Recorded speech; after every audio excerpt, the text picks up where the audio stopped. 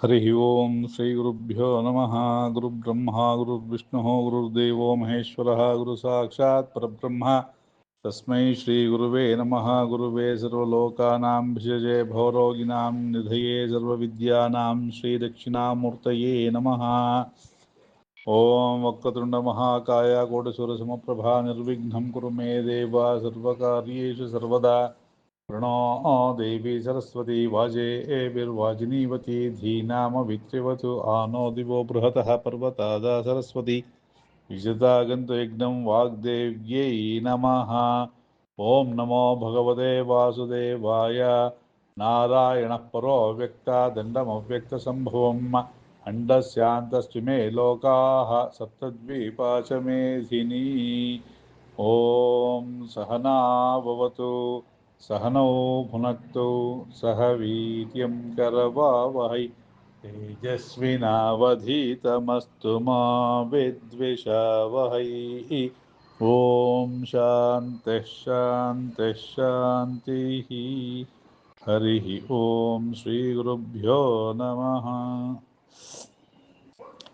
ಭಗವದ್ಗೀತೆಯ 3ನೇ ಅಧ್ಯಾಯ ಕರ್ಮಯೋಗದ ಬಗ್ಗೆ ಚಿಂತನೆಯನ್ನು ಮಾಡ್ತಾ ಇದ್ದೀವಿ.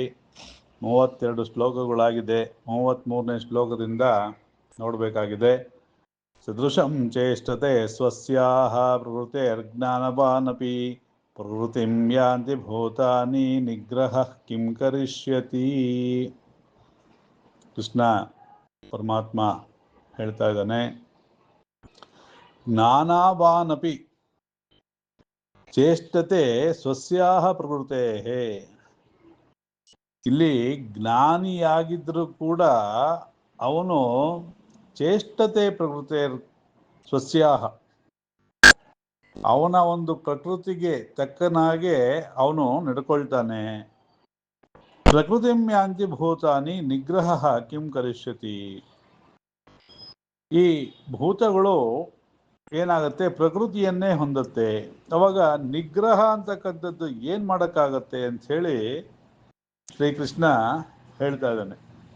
ಅಂದರೆ ಹೇಗೆ ಇದರ ಪ್ರಶ್ನೆ, ಈ ಒಂದು ಚಿಂತನೆಯನ್ನು ಮಾಡಬೇಕು ಅಂತಂದರೆ, ಯಾವುದೇ ಒಬ್ಬ ಮನುಷ್ಯ ಆಯಿತು ಅಂದ್ರೂ ಕೂಡ ಒಬ್ಬೊಬ್ಬನ ಒಂದು ವರ್ತನೆ ಒಂದೊಂಥರ ಇರುತ್ತೆ. ಇದಕ್ಕೆ ಕಾರಣ ಏನು ಅಂತಂದರೆ, ಪೂರ್ವಜನ್ಮದಲ್ಲಿ ಮಾಡ್ತಕ್ಕಂತಹ ಕರ್ಮಗಳ ವಾಸನೆ. ಅಂದರೆ ವಾಸನೆ ಅಂತಂದರೆ ಅವನು ಮಾಡಿರ್ತಕ್ಕಂತಹ ಪಾಪ ಪುಣ್ಯಗಳು ಈ ಜನ್ಮದಲ್ಲಿ ಅವನಿಗೆ ಯಾವುದೋ ಒಂದು ಜನ್ಮವನ್ನು, ಯಾವುದೋ ಒಂದು ಯೋನಿಯಲ್ಲಿ ಹುಟ್ಟಿರ್ತಾನೆ. ಅವನು ಈ ಜನ್ಮದಲ್ಲಿ ಕಷ್ಟ ಸುಖವನ್ನು ಅನುಭವಿಸ್ತಾ ಇರ್ತಾನೆ, ಅಥವಾ ಅವನ ನಡೆನುಡಿ ಆ ರೀತಿಯಾಗಿರುತ್ತೆ. ಇದಕ್ಕೆಲ್ಲ ಏನು ಕಾರಣ ಅಂತಂದರೆ ಹಿಂದಿನ ಜನ್ಮದ ವಾಸನೆ ಕಾರಣ ಆಗಿರುತ್ತೆ ಅಂತ ಹೇಳಿ ಶಾಸ್ತ್ರಗಳು ಹೇಳುತ್ತೆ. ಹಾಗಾಗಿ ಅವನು ಆ ಒಂದು ಪ್ರಾರಬ್ಧಕ್ಕೆ ಅನುಸಾರವಾಗಿ ಈ ಜನ್ಮದಲ್ಲಿ ಅವನು ನಡ್ಕೊಳ್ತಾನೆ. ಈ ಜನ್ಮದಲ್ಲಿ ನಡ್ಕೊಂಡಿದ್ದಕ್ಕಂತಹ ಒಂದು ಕರ್ಮಕ್ಕೆ ಅನುಸಾರವಾಗಿ ಮತ್ತೆ ಅವನು ಸುಖ ದುಃಖಗಳನ್ನು ಅನುಭವಿಸ್ತಾನೆ. ಇಲ್ಲಿ ಕೆಲವು ಸಾರ್ತಿ ಏನಾಗುತ್ತೆ, ನಮಗೆ ಸ್ಪಷ್ಟವಾದ ಅರಿವಿರುತ್ತೆ. ಏನೋ ಯಾವ್ದು ಮಾಡಬೇಕು ಯಾವ್ದು ಮಾಡಬಾರ್ದು ಅಂತಕ್ಕಂತಹ ಸ್ಪಷ್ಟವಾದಂತಹ ಅರಿವಿರುತ್ತೆ. ಯಾರಿಗೆ ಅಂತಹ ಅರಿವಿರುತ್ತೋ ಅವನು ಜ್ಞಾನಿ ಅಂತ ಹೇಳಿ ಹೇಳ್ತಾರೆ. ಆದರೆ ನಮಗೆ ಜ್ಞಾನ ಇಲ್ವಾ ಅಂತಂದರೆ ಜ್ಞಾನ ಇದೆ, ಇಲ್ಲ ಅಂತಲ್ಲ, ಸರಿಯಾದ ಜ್ಞಾನ ಇಲ್ಲ ಅಂತ ಹೇಳಿ ಶಾಸ್ತ್ರ ಹೇಳ್ತಾ ಇದೆ. ಯಾಕೆ ಅಂತಂದರೆ ನಮಗೆ ಆ ಜ್ಞಾನ ಇದ್ದರೂ ಕೂಡ ನಾವು ನಡ್ಕೊಳ್ಳೋಂತಹ ರೀತಿ ವಿಭಿನ್ನವಾಗಿರುತ್ತೆ. ಅವಾಗೇನಾಗುತ್ತೆ, ಆ ಒಂದು ನಿಗ್ರಹ ಅಂತಕ್ಕಂಥದ್ದು ಏನು ಮಾಡೋಕ್ಕಾಗಲ್ಲ ಅಂತ ಹೇಳಿ ಹೇಳ್ತಾ ಇದ್ದಾನೆ ಶ್ರೀಕೃಷ್ಣ ಪರಮಾತ್ಮ. ಹೇಗೆ ಅಂತಂದರೆ, ನೀವೊಂದು ಮ್ಯಾಗ್ನೆಟ್ ಹತ್ತಿರಕ್ಕೆ ಕಬ್ಬಣ ಬಂತು ಅಂದರೆ, ಅಥವಾ ಕಬ್ಬಣದ ಹತ್ತಿರಕ್ಕೆ ಮ್ಯಾಗ್ನೆಟ್ ಹೋಯ್ತು ಅಂದರೆ ಚೆಕ್ ಅಂತ ಹೇಳಿ ಒಂದಕ್ಕೊಂದು ಅಂಟ್ಕೊಂಡ್ಬಿಡುತ್ತೆ ಅಲ್ವಾ, ಆಕರ್ಷಣೆ ಆಗಿಬಿಡುತ್ತೆ.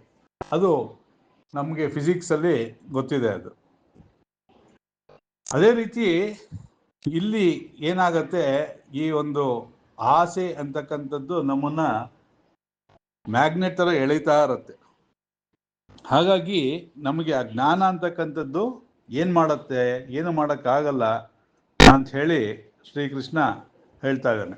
ಹಾಗಾದರೆ ಮುಂದೆ ಏನು ಇದಕ್ಕೆ ಪರಿಹಾರ ಅಂತಕ್ಕಂಥದ್ದು ಮುಂದಿನ ಶ್ಲೋಕದಲ್ಲಿ ಇದೆ.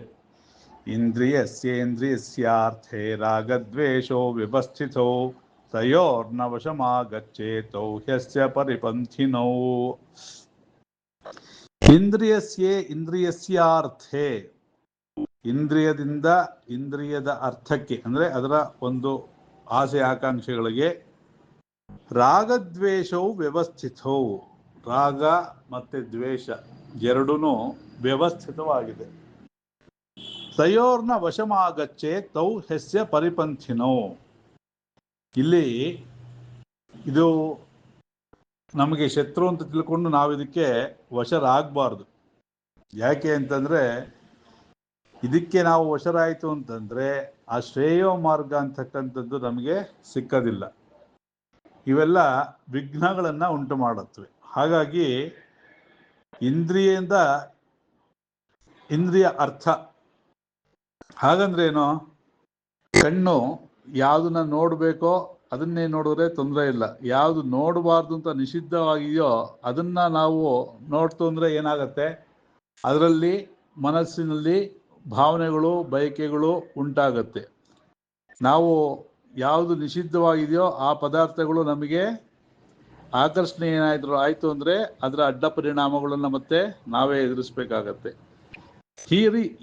ಈ ರೀತಿಯಾಗಿರ್ತಕ್ಕಂತಹ ಒಂದು ಇಂದ್ರಿಯದ ಅರ್ಥಗಳು ಅಂದರೆ ಆಯಾ ಜ್ಞಾನೇಂದ್ರಿಯಗಳು ಕರ್ಮೇಂದ್ರಿಯಗಳು ಕೂಡಿ ಮಾಡ್ತಕ್ಕಂತಹ ಅನರ್ಥಗಳಿಗೆ ನಾವು ಭಾಜನರಾಗಬೇಕಾಗತ್ತೆ.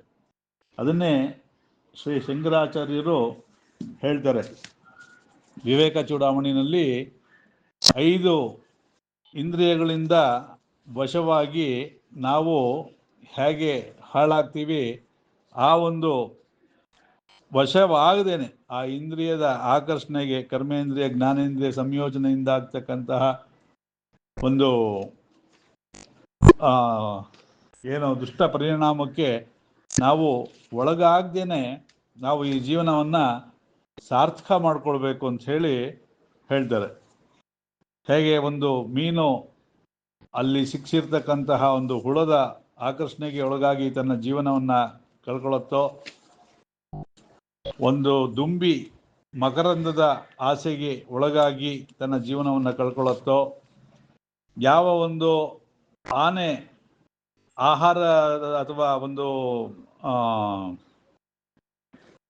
ಸಂಗೀತಕ್ಕೆ ಒಳಪಟ್ಟು ಅದರ ಒಂದು ಜೀವನವನ್ನು ಕಳ್ಕೊಳ್ಳುತ್ತೋ, ಮೀನ ಭೃಂಗ